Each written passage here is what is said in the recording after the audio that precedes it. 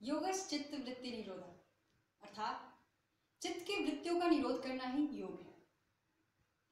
नमस्कार दोस्तों, मैं शिवानी भारद्वाज अपने नए वीडियो के साथ हाजिर हूँ आपके सामने। इस वीडियो में मैं बताऊंगी आपको योग से संबंधित कुछ सिद्धांतिक एवं व्यवहारिक पक्षों।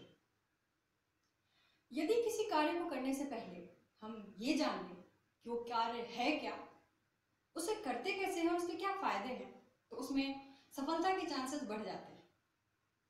यही लागू करेंगे हम योग पर भी। योग करने से पहले सबसे पहले हम जानेंगे उसके सिद्धांतों को। तो आइए जानते हैं कुछ मुख्य योग के सिद्धांत के बारे में। महर्षि पतंजलि ने बहुत ही सरल शब्दों में योग को परिभाषित करते हुए कहा है, योगस्य चित्त वृत्ति निरोधक। यहाँ तीन बातें आती हैं, तीन शब्द, चित्त, वृत्ति, निरोध। चित्त अर्थात हमारा अंतःकरण, हम क्या सोचते हैं, क्या महसूस करते हैं।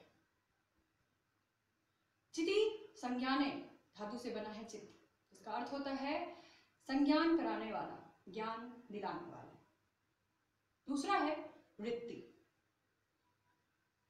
वृत्त वर्तने धातु से बना है वृत्ति, जिसका अर्थ होता है वर्ताव करना अर्थात गोल गोल घूमना।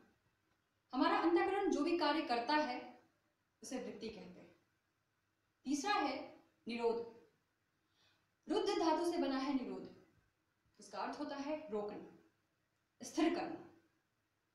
तो हम कह सकते हैं कि अपने अंतःकरण में जो भी क्रियाएं चल रही हैं, चाहे वो सोचना हो, महसूस करना हो, उसे स्थिर करना, उसे एक नई दिशा देना, रोकना एक जगह पे, योग कहलाता है। संस्कृत शब्दकोश को माने तो योग युज धातु से बना है, इसका अर्थ होता है जोड़ना, शरीर को आत्मा से, मन को आत्मा से, आत्मा को परमात्मा से। खैर ये तो हो गई बहुत आगे की बात, परंतु सरल शब्दों में जाने तो योग है स्वास्थ्य के सभी आयामों को जोड़ना। अब बात आती है स्वास्थ्य के आयाम कितने हैं और कौन कौन से।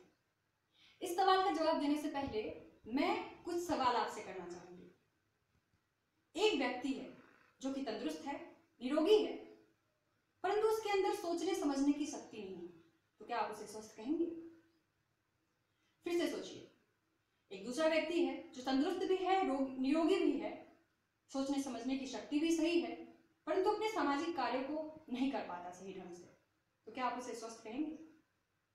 एक बार फिर से सोचिए, एक तीसरा व्यक्ति है जो निरोगी भी है, मानसिक कार्य को भी सही तरीके से कर पाता है, सामाजिक कर्तव्यों को भी निभाता है, परंतु उसके अंदर नैतिकता नहीं है, तो क्या आप उसे स्वस्थ कहेंगे?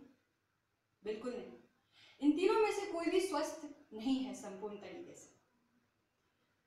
संपूर्ण तरीके से स्वस्थ उसी व्यक्ति को कहा जा सकता है जो शारीरिक, मानसिक, आध्यात्मिक और सामाजिक रूप से स्वस्थ है।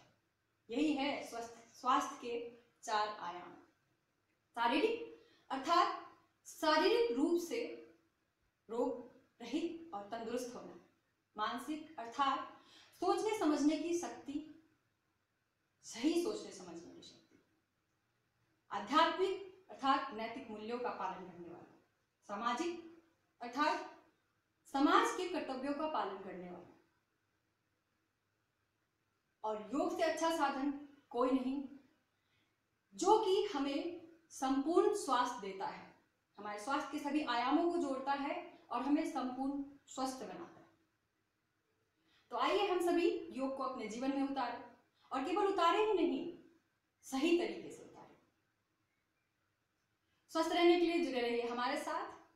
लाइक कीजिए, सब्सक्राइब कीजिए, कमेंट कीजिए हमारे वीडियो के लिए, और बताइए कि कैसा लगा आपको वीडियो।